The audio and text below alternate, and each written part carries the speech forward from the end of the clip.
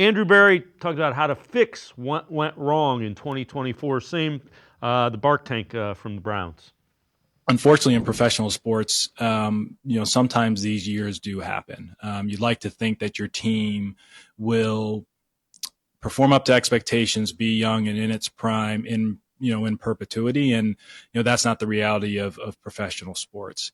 But for us not to be able to stop the fall or stop the bleeding, so to speak, over the course of the year, that's a major problem. And it starts by, hard, self-analysis with, the roster and really everything that we did to prepare the team, and then ultimately make the necessary adjustments, which it's not just players, it's not just coaches, not just support staff. It's auditing everything we do from a process standpoint, and adjust those when the results haven't been satisfactory. And that doesn't mean that we don't have a number of good things in place in those areas.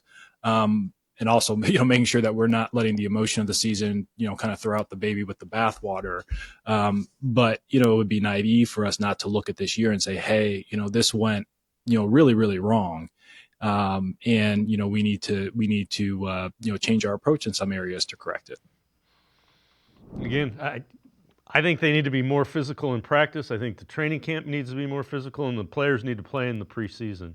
The last couple of years, you've had a lot of injuries, and you haven't played the guys and haven't been ready to start once the season starts. Yeah.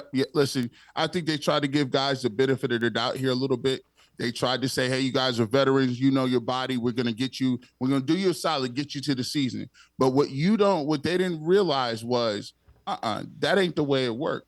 You got to put your body through something to get it ready to get to the season. We look at guys like Jed Wills, who you got to think about it. For some people in life in general, consequences are the motivation, right? For some people, success is a motivation. They get a taste of success and they say, I don't never want to go back to losing. But for some people, they have to be fearful of their livelihoods. And so if you don't have that aspect, you got to have a spectrum of motivating tools for certain people. Some is, hey, I want to get to my next contract. Some people is, hey, I need to be a number one receiver or a number one guy starting in this league. Some people just want a couple extra checks at the end of their career. But your job as a coach and an evaluator is to figure out which one of those guys these people are, and to make sure that I'm pushing the right buttons. And for when you get guys like Jed Wills who are saying it's a business decision, and never came back and looked like he was even motivated to play. When you got guys like Amari Cooper, for generally speaking, Amari Cooper's been never said anything. When he starts talking at other places in Buffalo about how it's completely different here, and Zadarius Smith is basically jumping and kicking, ready to leave up out of here, you have to say to yourself, well, where did we go wrong? And I'll give Andrew Berry credit for that, because he did say the thing that I think he hit the nail on the head.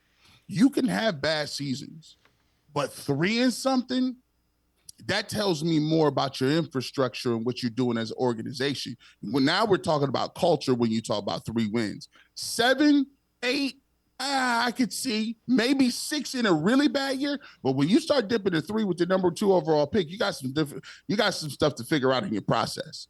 Yeah, and you know what? I agree with you. He hit the nail on the head. They couldn't stop it. Kevin Stefanski was always really good at, okay, you haven't had a 3-game losing streak. They just kept losing this year, and to your point, you can't have that.